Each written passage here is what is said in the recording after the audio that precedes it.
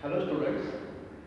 So today's topic for our lecture is related to beam strength and wear strength calculation in case of spur gear design.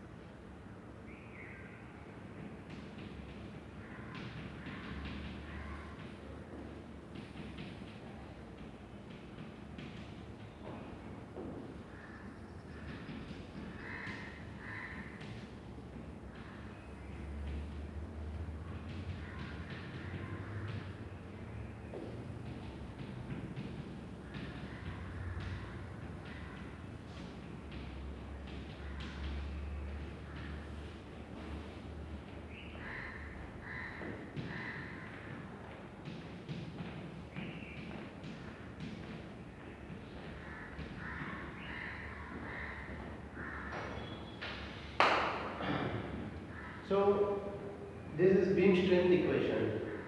Actually, in last lecture we already discussed that this gear tooth gets fell into two different conditions, that is bending failure and wear failure. Bending failure why? Because when single gear tooth attach on the gear material, then if we consider the single gear tooth, then load is acting on that tip of the single gear tooth like this. If we consider the single gear tooth out of that complete gear, in case of spur gear, here tangential force is acting. So this tangential force is acting at the distance L. Now if we consider this is the spur gear and these are the gear tooths. If we consider this gear tooth here, so this is the profile of this gear tooth. So when the contact takes place, then force is acting here and this gear tooth attached on this location. So this condition is like a cantilever beam, and due to that cantilever beam, the force is acting at one end. So due to this condition, so bending takes place. Similarly, in case of gear tooth also, bending failure takes place. So force is acting, that is Ft, and which is acting at the distance L. Here, this gear tooth is attached at this location. So this condition is one end fixed and one end is free. So this is the thickness T at this location. So BC is the profile which we consider where this gear tooth gets fixed. Same gear tooth, if we see in the isometric view, we get this distance also. This is the face width. This face width is indicated with symbol B. This is actually, this face width is along the axis of this gear, and this is parallel to the axis of the gear. And according to the assumption which is taken by Lewis, this Ft force is distributed force, uniformly distributed force. So we show here this Ft force. This BC is nothing but this profile. If we completely see this attachment of the gear tooth, and if we cut here, this shape is rectangular shape. Okay, if we consider this is B dash, this is C dash. So B, B dash, C dash, and C. This becomes the rectangular profile where this gear tooth is attached on that circular portion of the gear. Okay. So this thickness is T, and if we consider this is the neutral axis and this shape is rectangular shape. This is the neutral axis and N. Now we see how to make the formula of beam strength. What is meant by beam strength? Beam strength is nothing but tangential force. We know that in case of spur gear, two types of forces are acting. One force is radial force, which is acting towards the center of respective gear. If we consider the upper gear, then Fr force is acting on the upward direction, that is arrow head towards the upward direction. If we consider the bottom gear, then radial force is acting on the bottom direction. So this is the direction, and this radial force tries to compress the material, or compressive stress takes place in that. But this stress is negligible, so this force Fr is neglected. So only important force to transmit the rotation or torque is tangential force, and this formula is related to tangential force. So beam strength is nothing but tangential force. If we see the definition of beam strength is the maximum tangential force before the bending failure. Means when bending failure takes place, at just before that moment, if we measure the force, that force is called as tangential force. This force is maximum tangential force before the bending failure. That is called as beam strength. Now we develop that formula. beam strength is indicated with symbol FB. This suffix B indicates this is related to bending failure, that is beam strength. This equation is developed by the scientist named as Lewis. So this equation is also called as Lewis equation. So Lewis equation for beam strength of spur gear tooth. So this radial force is neglected, only tangential force is important. Now when tangential force is acting, then the tangential stress is created inside that gear tooth.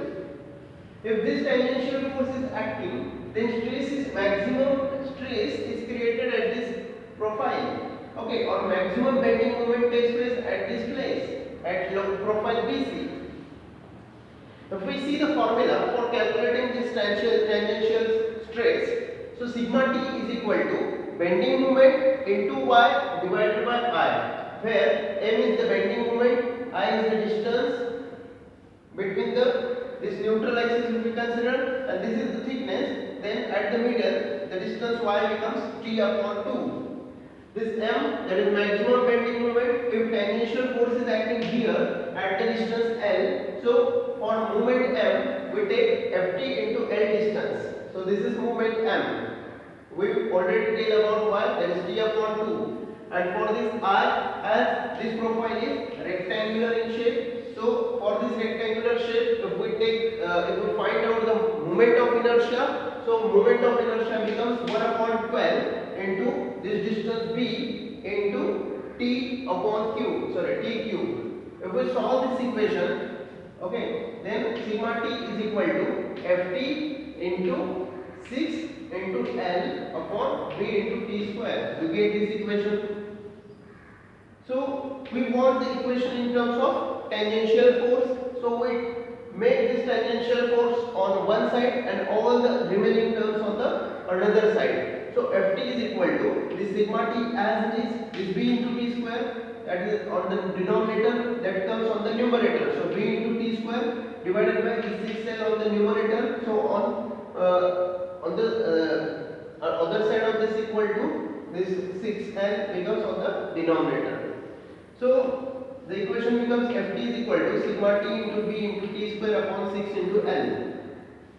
Now in place of thickness T, if we substitute this thickness in terms of circular pitch and this length also in terms of circular pitch, then T is equal to K1 into Pc and L is equal to K2 into Pc, where this K1 and K2 becomes constant and Pc becomes circular pitch. If we substitute all these values here, so T becomes K1 square into Pc square and this B becomes this L becomes K2 into Pc.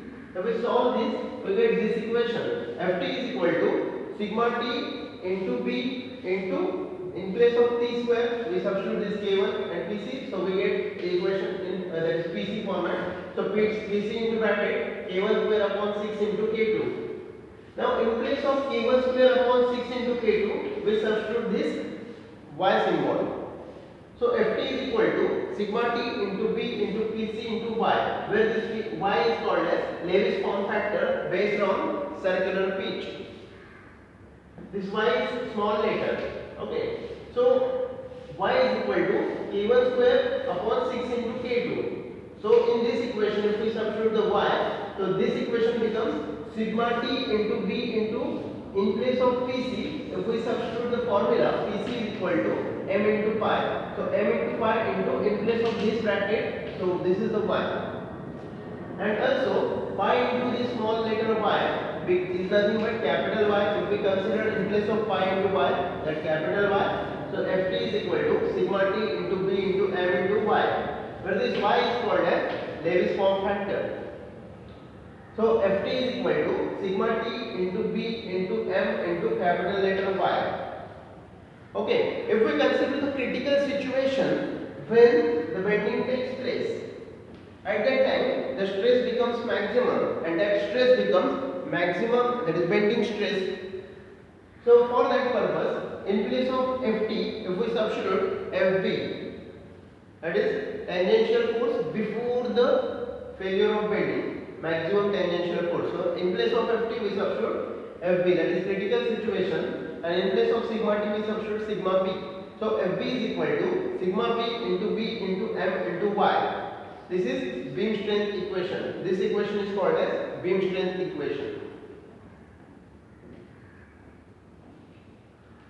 If we observe this beam strength equation, so for calculating this Fb, we require this bending stress sigma b, we require this face width b means this distance, then we require module m, and then we require Lewis form factor y. So after getting all these four values, we get the complete value of Fb. But at the time of designing the gear, we don't know the value of module m. So we calculate this beam strength in terms of module m. So some values are there and into m. In this format, we get the formula or we get the value of beam strength Fb. Now we will see how to get all these terms.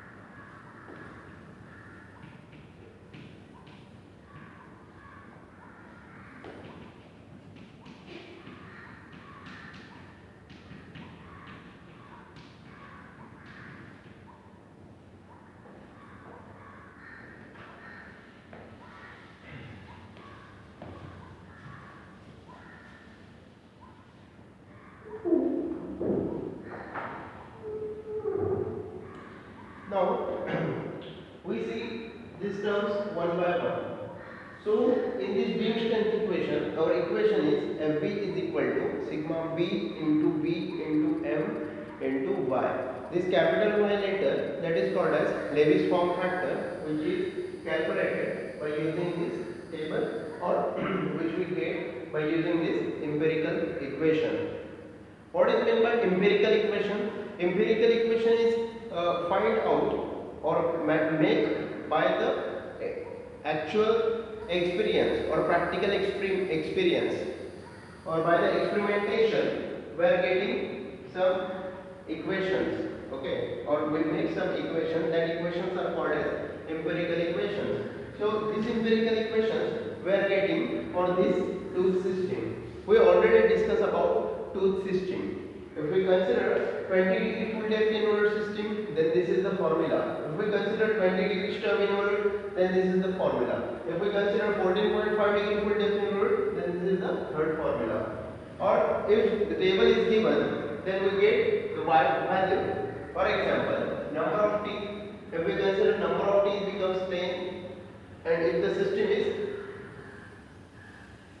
14.5 degree full depth involute, then our y factor becomes 0.1759, and if we consider 20 degree full depth involute, then this y becomes 0.2011. So this y value depends on number of teeth as well as the tooth system. So number of teeth, for example, if we consider 10 or 12 number of teeth, then for 14.5 degree y is 0.2105, and for 20 degree full depth involute y is equal to 0.2450. If we consider z is equal to 300, then 14.5 degree 0.3833, and for 20 degree 0.4712. But most of the times these standard values are not available. So for that purpose, some empirical equations are also available. So y is equal to 0.484 minus 2.87 upon z for 20 degree full depth involute. Y is equal to 0.55 minus 2.64 upon z for 20 degree stub involute, and y is equal to 0.39 minus 2.15 upon z for 14.5 degree full depth involute. This y value is 0.484 minus 2.87 upon z, where z is called as number of teeth. So for 20 degree full depth involute, if we know the number of teeth, then we are able to find out this y value. Out of these three systems, we already see that this 20 degree full depth involute system is mostly used in industry. Why? Because this 20 degree full depth involute system gives us the better results. From the experience, we decided that we prefer this 20 degree full depth involute system. So most of the time we use this equation. Y is equal to 0.484 minus 2.87 upon z, where z is called as number of teeth. If we see the next formula, that is sigma b. How to calculate that sigma b? That is bending endurance strength.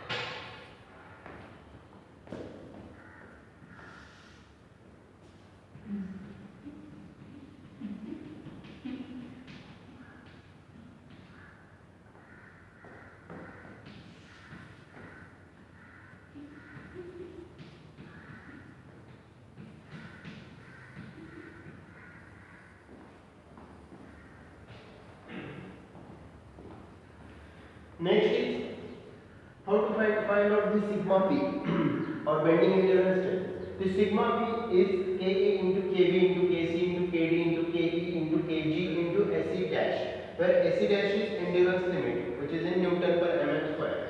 What is this Ka, K2, K, Kb up to Kg? These are the different factors. That is application factor or some stress concentration factor or like that. All these factors, if we consider together, then this value becomes 0.66 for these values, and this endurance limit is equal to 0.5 into SUT, where SUT is ultimate tensile strength, which is in Newton per mm square.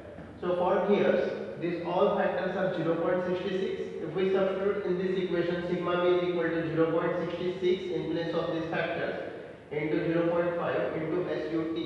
If we multiply these two values, we are getting 0.33 into SUT. But if we arrange this 0.33, then we will get 1 upon 3. So a sigma b is equal to SUT upon 3. In this way, we get this formula, sigma b is equal to SUT upon 3. Now, third important term in this formula, we already calculated sigma b, we discussed about y, now we discuss about b. B is called as phase width. Okay, phase width is nothing but, if we consider this is the teeth, then this distance is called as phase width b. So this phase width b is 9 times module is less than or equal to b is less than or equal to 15 times module. So this b value should not be less than 9 module, and this b value should not be greater than 15 times module.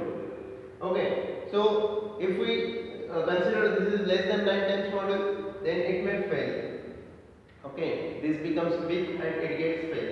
And if we take more than 15 times module, then load is not uniformly distributed. So this is the reason why we take these limits. So for calculating this phase width b, this should be 9 times module, between 9 times module and 15 times module. Okay, next is module m. Then this module m is the main factor while designing the gear. So the module m we keep as it is. So whenever we start our design, then this module m we consider as it is, and we put these all three remaining values. So sigma b, then b and y. This sigma b depends on material properties, because sigma b is equal to SUT upon 3. This SUT value we are getting from design data book or any standard book where the material properties are available. So in this way, today we discuss about the beam strength calculation, how to calculate that beam strength. Okay. So in our next lecture we will see how to check this gear whether it is weaker or not in case of beam strength or bending. Okay, and after that we will see the wear strength equation. So we stop here. Thank you.